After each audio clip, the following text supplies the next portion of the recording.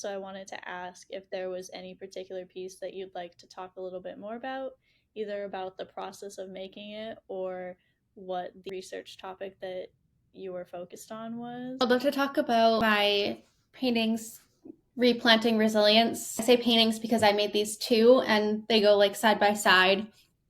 Um, and so like when you have like a pair of paintings supposed to go next to each other, it's called a diptych and it can go up, triptych and so on. And I did that one because I kind of like the effect of like the two paintings framed on their own, but like having the image be continuous between the two. What I am showing in replanting resilience is basically like this like coastal, like grassy coastal marsh. And I created those pieces for my first show where I'm in a museum, and they are at the Peabody Essex Museum, which is in Salem, Massachusetts, just a little bit north of Boston.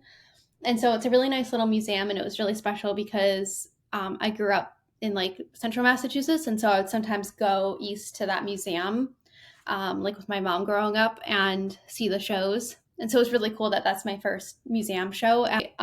Those two pieces, I made that topic about the salt marshes because a lot of like the just like north of that area is like the Great Marsh in Massachusetts. And there's a lot of those ecosystems like up in Maine where I'd been living for a decade. And so I think those landscapes are really beautiful, but also learning more about them, they're like super important for like water filtration, like clean water. And they host a lot of like super unique species. They also help with like stopping like flooding, like kind of like break up waves and stuff and help with like sea level rise. And I thought it was interesting to learn about places that were trying to like replant more of these coastal like grasses to kind of restore these places and like where they've been destroyed for like building and things like that. So I really wanted to do a piece about like the effect of sea level rise in these salt marshes, but also try to find a way to highlight some of the like positive actions like happening around these spaces. And coming up with this idea, like again, that was like creating for the museum show. um, it was really hard for me to find. I really wanted to find data that could represent that, like that piece about like hope and action around the environment, because a lot of those things are happening, but I found it was really difficult to necessarily find data to like tell that story. But the reason I wanted the data in there is to like again kind of have that tangible information to kind of match with the sea level rise data that I was going to show that felt more overwhelming and kind of like balance it out. And so I did, besides the sea level rise data in the painting, I also incorporated two other graphs that were kind of like best things I could find to show something hopeful. And so one of the graphs was about basically like the increase in percent of adults in the United States who, when they vote, like are voting to basically like support environmental protection broadly. And that number had gone up over I believe about like 10 years, from like something in like the 40% range to something in like the like 60% range. So it's getting a lot better, like it was in the majority.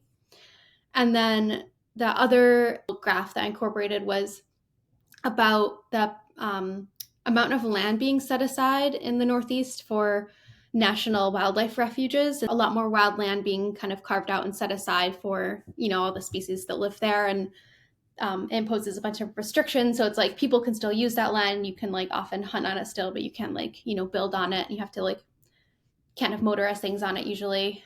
And so I tried to like show in my painting, like people like, planting grass, restoring that ecosystem, monitoring it. I try to show people like observing the data and show people just like enjoying that landscape. And so I don't often put people in my paintings, and I, not for like a strong reason, I just think it's kind of harder, and it's harder to like not make it look like I want my work to be fine art. Not that there's anything wrong with something that's like more of a cartoon or more like a textbook illustration of something happening, but I do want my work to be more fine art. And so trying to show something that didn't look cheesy with like the people like taking action, was kind of tricky for me to figure out how to do. But basically I'm just really proud of how that piece kind of communicated that complexity of like the importance of that landscape, how it's going to be affected but like on the other hand, what people are doing. And I also like put in all these different like specific types of plants, fish, and birds that I'd researched that live in these places and rely on them.